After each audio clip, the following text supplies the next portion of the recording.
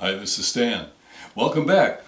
Well, I'm about halfway through a remodeling project in a downstairs bathroom, and I thought it might be interesting for you to see how a stone top on the vanity is created.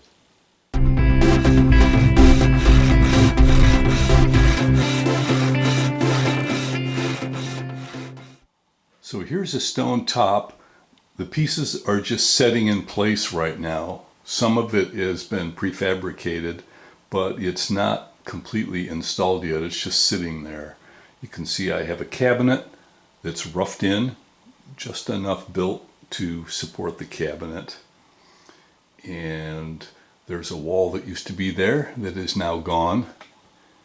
And the HVAC little soffit there had to be rebuilt and finished. Over here, I think I'm going to rip out the tub and make just a shower instead of a tub, but I haven't quite decided that yet. And as you can see, I've got more saltillo tile to chip out of the floor. That's a fun project always. But anyway, back to the cabinet. Herb is the stone worker, the stone artist really, who put this together. It's a slab of quartzite, and these pieces are just sitting here right now. But we decided when we did a remodel, Herb did a beautiful kitchen countertop for us, and we wanted something to match here in the downstairs bathroom.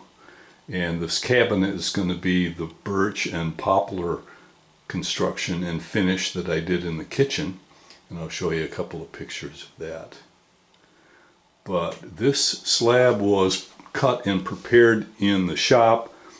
It had the front edging, all the backsplash pieces were cut, but it needs to be custom fit for this location, and then we need to cut out a whole chunk of stone for the sink and get this installed, and that's what we have today. There's the sink, there's the faucet, and I thought maybe you're curious as to what it's like to actually work with a piece of stone like this.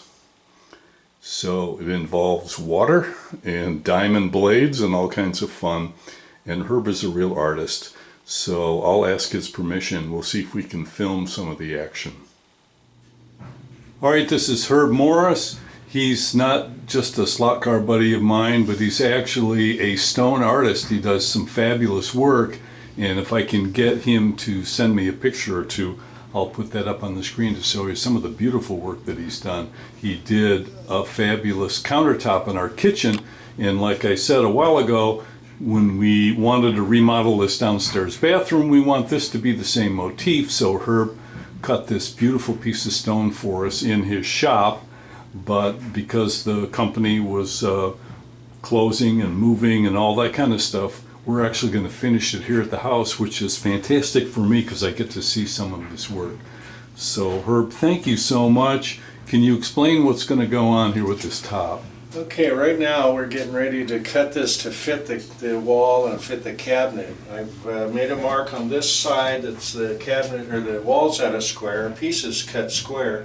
So we need to cut this. I've scribed it so it's about a 1/2 inch to nothing at this side, and then we're going to be spaced off the wall a little bit just so our reveal is correct. I've got my sink center already established so that we can take this piece outside and start fabricating it, not have to bring it in and check anything until we're basically done fabricating it. So we're marked here, we're ready to take it and go get cutting. Well, Herb, this is probably not a project for us kind of average DIYers. It takes some special skills to cut this stone. A lot of skills, a lot of tools, the diamonds. This is a quartzite, which is one of the hardest natural stones you can come across. And it takes special tools, special diamonds to cut it, special diamonds to polish it.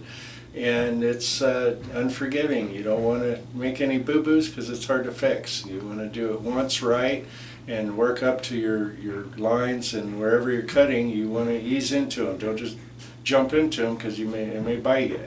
And it's very expensive, and it can be difficult to replace. So you want to take your time and make sure every cut matters and it's in the right place.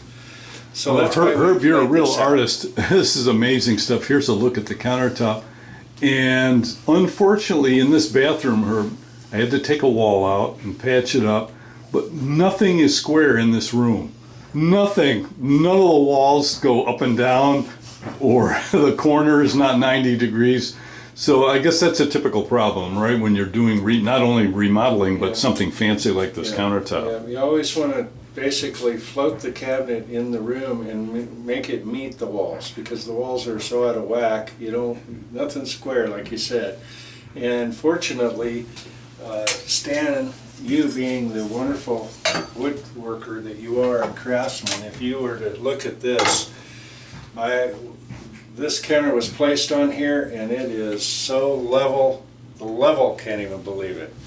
So that helps me a lot in my job, because I've got a great base to start on. I don't have a wonky cabinet that I have to change or adjust or reset. It's all perfect, ready to go. We cut the piece to fit and it's going to be stunning. Okay, so not only fitting the slab against the wall, but we have to do a cutout for the sink and for the faucet. So And polish. yeah, yeah. That's the fun part. It's easy to cut it, but getting it shiny again is the fun part. And this is like baby skin smooth on the top. Like glass. It's really awesome. Recreate.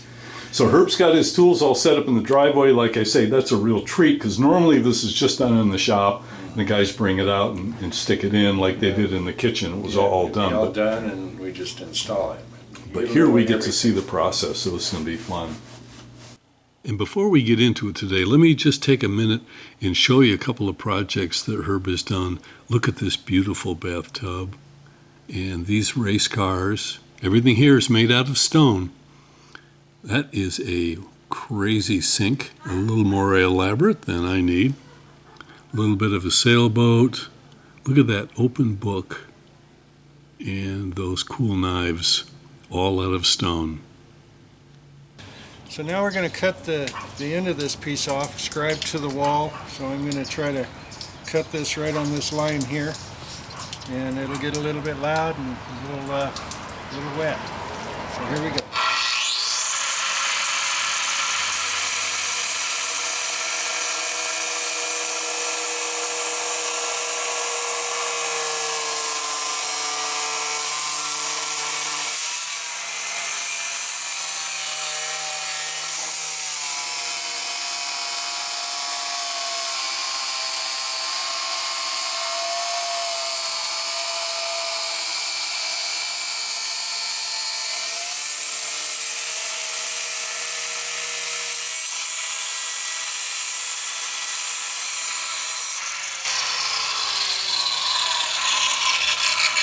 So now that should fit the wall nicely, and anything that doesn't fit, the splash will cover. And we had a gap here, was tight in the corner, a gap on the front. So of course, if you're used to trimming, you have to trim it backwards. So you have to find, and Herb scored that all out. So with a scribe, and so you have to cut the back. Right. When it's loose in the front. It's backwards, but It's backwards. you have to go with it. So now we're going to cut the sinkhole out on this, and I've got it marked with a pin line. That's where I want to finish this sink. And as I cut this, I'm cutting it with a straight blade. It doesn't like to cut curves. So what I have to do is start in about 1/4 to 1/2 inch from that line and start my cuts. So that way, when I get to all the way through the stone, by the time I'm through the stone, I've worked out to where I'm right up to the cut. So I have minimal grinding. Main thing is grinding takes a lot of time. The more you can cut, the quicker this is going to get done and get to the grind and the polish. So we'll give this a shot here. And I'm going to be, going in a curve, so the spray is going to be going in a curve too. But I'll keep it over here for now until we work around the front. All right, here we go.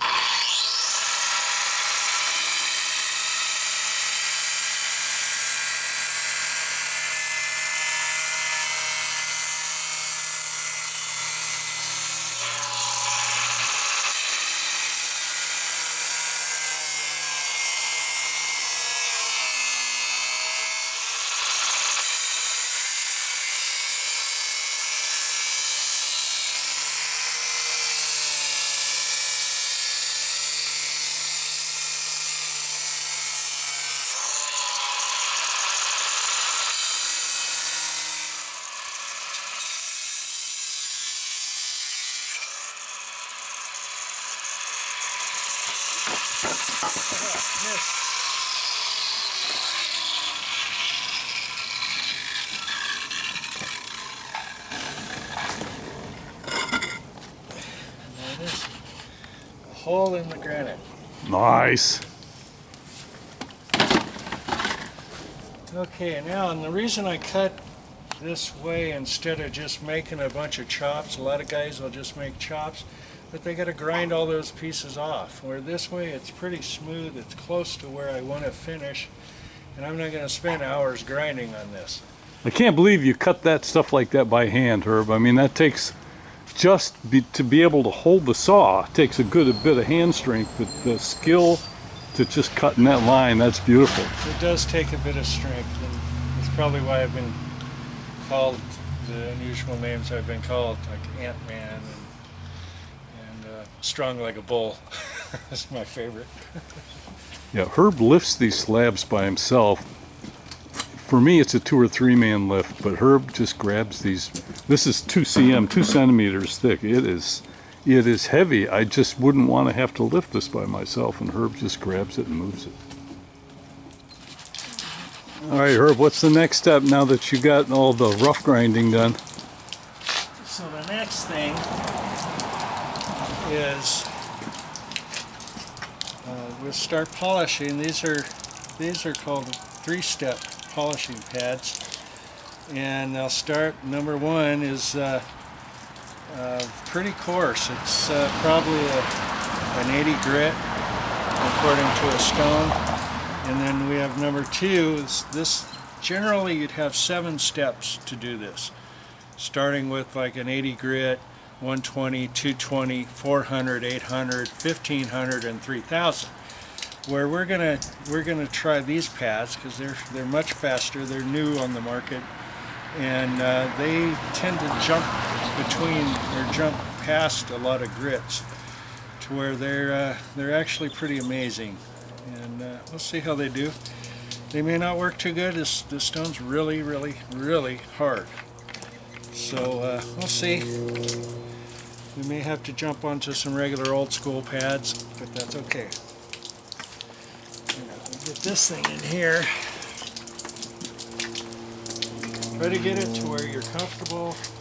You should pull this guy off so I have good access. Sorry about the wiggly camera. I'm trying to get back away from the spray, but yet see what's going on. And this, we turn this, when I'm cutting or grinding, I'm spinning at 5,000 or full speed, which is about 11,000 RPM.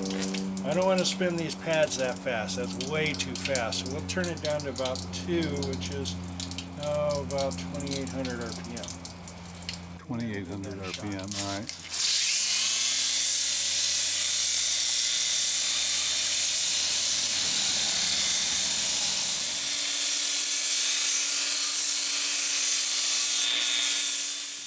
All right, Herb, you've done some of the disc number 2, the second disc, and I gotta say that feels super smooth. Yeah, definitely getting rid of all them big scratches and making them scratches smaller and smaller until they disappear. So, and then this one is level 3, right? This is level 3. This should be our final. We should be like able to a get visual polish on it then. Should get a nice shine on this one. Well, we ready? Here we go.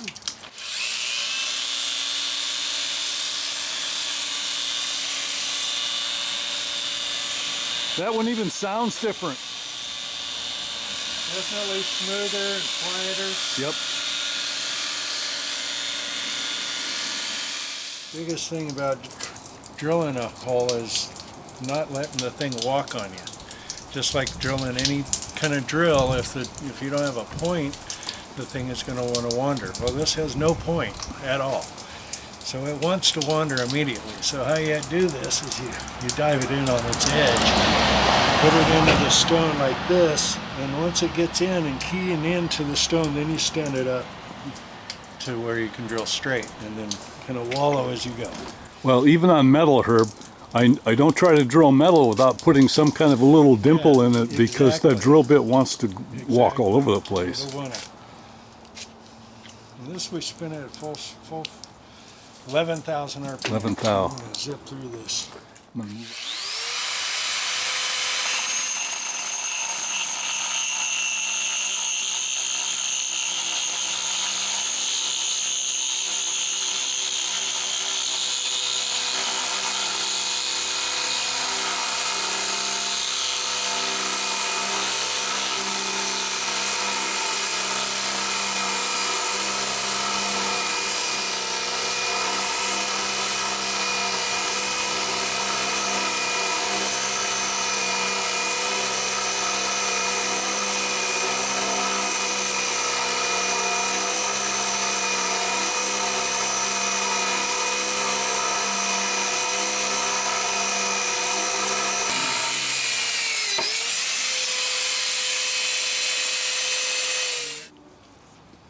Now we'll clean it all off, dry it off.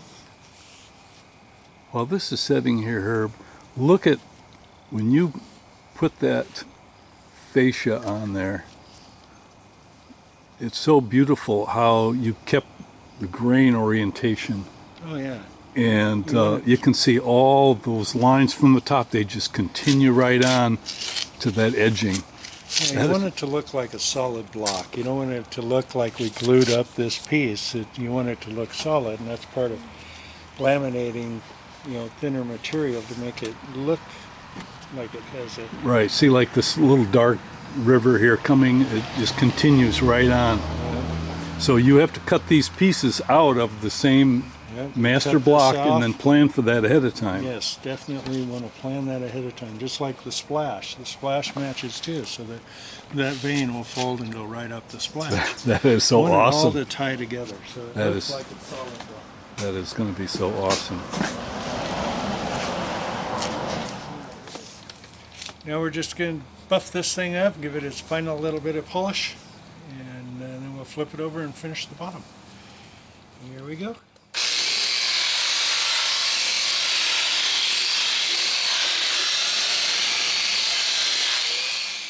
Well, this is getting a bit long, so I think I will cut right to the chase and show you the finished product here. Herb got everything all cut and polished up beautifully and installed.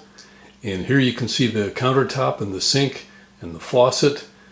And that means I now have to get busy with the cabinet and the rest of the bathroom. And I love the way that quartzite grain turned out. It's beautiful and smooth as glass. And this is nice because we made the space larger so that there's room to clean in and around and behind the faucet, with still having enough on the front, and the sink is plenty deep, and the whole countertop is now almost regular countertop height. I forget what the dimension is on this right now, but you don't have to bend over to wash your hands or brush your teeth or anything like that. And for some reason, this house was built in the 70s, and all of the sinks are kind of low-rider. I don't know why they did that. Maybe some of you will know, and you can leave that in the comments. Well, next up is going to be a mirror project. I'm going to try cutting the giant mirror that was in this and making a frame around it, and maybe I'll film that, and it'll be fun to see if that ends up in a disaster or not. And then I've got to decide what to do about the tub and the shower, and once that's all figured out, then I can finish the floor. Anyway, thanks for joining me this week. This was not exactly a DIY project as normal because it takes some special skills and tools, but I thought you'd be interested in seeing it. And Herb is awesome. Thank you so much, Herb. We'll see you guys right here next time.